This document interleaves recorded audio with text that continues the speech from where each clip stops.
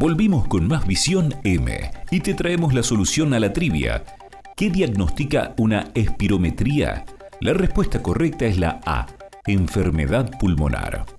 La espirometría es una prueba no invasiva que permite conocer la función pulmonar de una persona. Consiste en respirar por la boca a través de un pequeño tubo y forzar la respiración para medir el flujo aéreo. Se recomienda realizar una espirometría a todas las personas en las que se sospeche una enfermedad pulmonar, tanto para diagnosticarla como para controlar su evolución.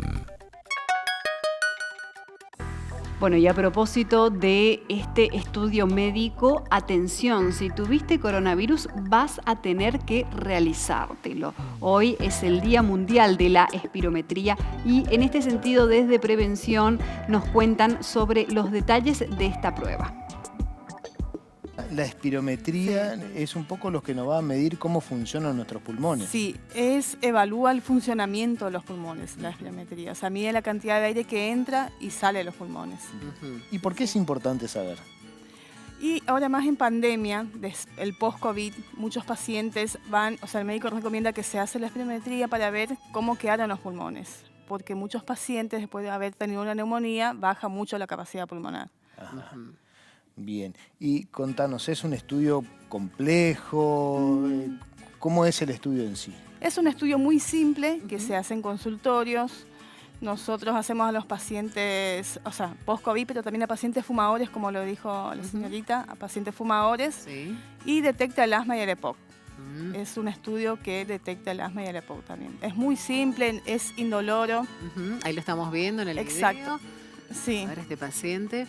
Sí, sí. El espirómetro es el aparatito que tiene Es el aparatito, señor. sí, exacto. Nosotros lo hacemos con filtro, ahora lo hacemos con filtro por el tema de la pandemia. Y ahí se requiere al paciente que tome el aire profundamente y que sople con toda la fuerza hasta terminar el aire. Una vez que termina el aire, vuelve a tomar el aire y se saca el aparatito de la boca. Perfecto. Y eso mide la capacidad pulmonar. Eso mide la capacidad del aire que uno toma y el que exhala. Exhala, exactamente. En un mayor tiempo, un tiempo de 6 segundos más o menos, tiene que hacerlo. Muchos pacientes no lo logran porque este paciente, por ejemplo, hizo muy buena técnica, entonces por eso le pedimos que lo haga nuevamente. Sí. Y nos comentabas que esto está ahora muy solicitado en los pacientes post-COVID. Exactamente. Porque se ha visto que en los pacientes que tuvieron formas más severas de COVID, sobre todo cuando han tenido infecciones pulmonares, la espirometría nos va a mostrar que tienen alteraciones en el flujo de aire que tomamos y que expiramos. Exactamente, hay muchas alteraciones en la capacidad pulmonar a los pacientes post-COVID. No todos, pero es un gran porcentaje, sí. Y más a pacientes asmáticos o pacientes con EPOC. Claro, exactamente. Sí. Y a partir de este estudio, el médico tiene además elementos como para poder decir, bueno, necesitamos hacer un tratamiento específico de rehabilitación, de kinesiología. ¿Nos puede demostrar, digamos, el estudio la necesidad de un tratamiento? Sí. Eso según el estudio depende de la capacidad que sale y lo hacemos con y sin broncodilatador. El broncodilatador es una medicación que abre los bronquios y ahí vemos si es efectivo o no el broncodilatador. Entonces el médico ve si lo medica o no. ¿Sabías que sin tabaco el cáncer de pulmón sería una enfermedad rara? El consumo de tabaco de forma activa es la principal causa de cáncer de pulmón, seguido por la inhalación de humo de segunda mano, el asbesto y el radón, la contaminación ambiental y algunos tipos de virus. Existen 4 tipos diferentes de cáncer de pulmón y 3 de ellos están relacionados con el consumo de tabaco, representando entre el 80 y el 90% de los casos.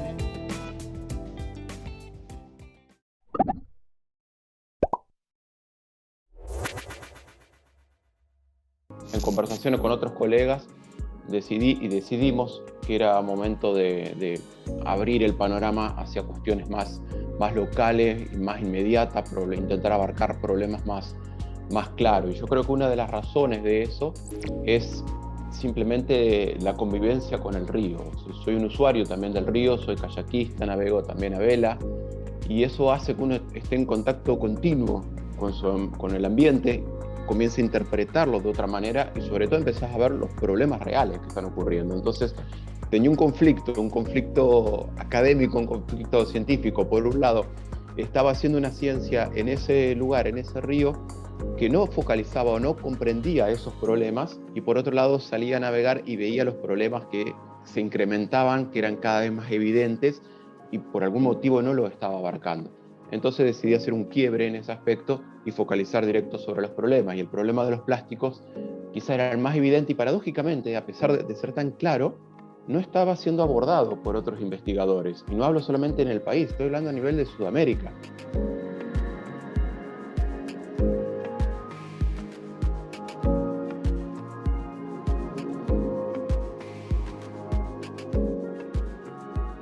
Ocurre un fenómeno que es tremendo, que nosotros le empezamos a llamar la sopa de plásticos, que era inmediatamente a una lluvia, no necesariamente copiosa, una lluvia de 10, 15 milímetros, estando navegando, uno comenzaba a toparse con los plásticos que venían en deriva. ¿De dónde venían? Bueno, de la escorrentía que originaba esa lluvia, que por la ciudad me refiero, sobre todo por la ciudad, incluso, pero también ocurre en baldío y sobre todo en basurales a cielo abierto, que son muy, muy comunes, lamentablemente, en nuestra región.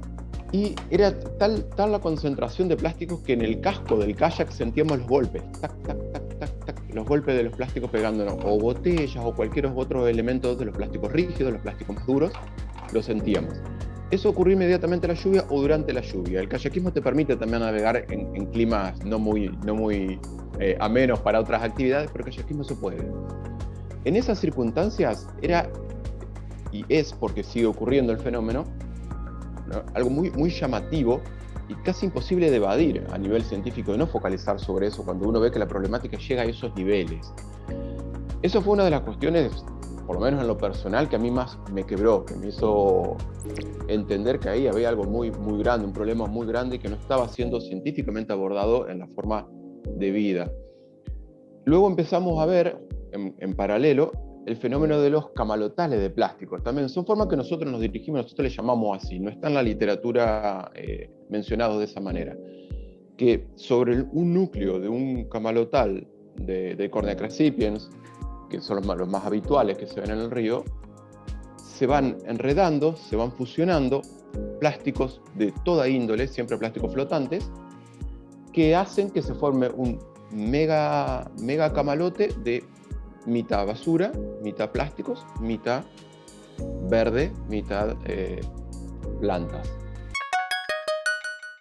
Nos vamos a la pausa con un buen chamamé. Suenan Raíces Correntinas, que interpretan esta canción de los de Maguaré, Boquita de Miel. Ya regresamos.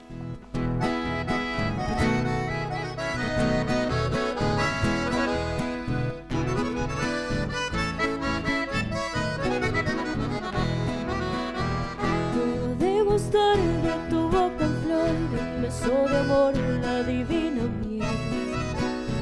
Ya logro olvidar todo el amargor que volcar en mí nuestra boca cruel.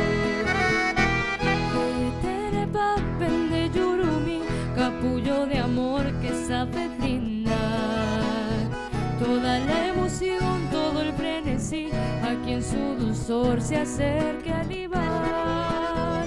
Desde que pude posar mi boca sobre tu boca, raras visiones alucinadas mi mente ve, y enamorada como un demente con ansias locas, busco tus labios para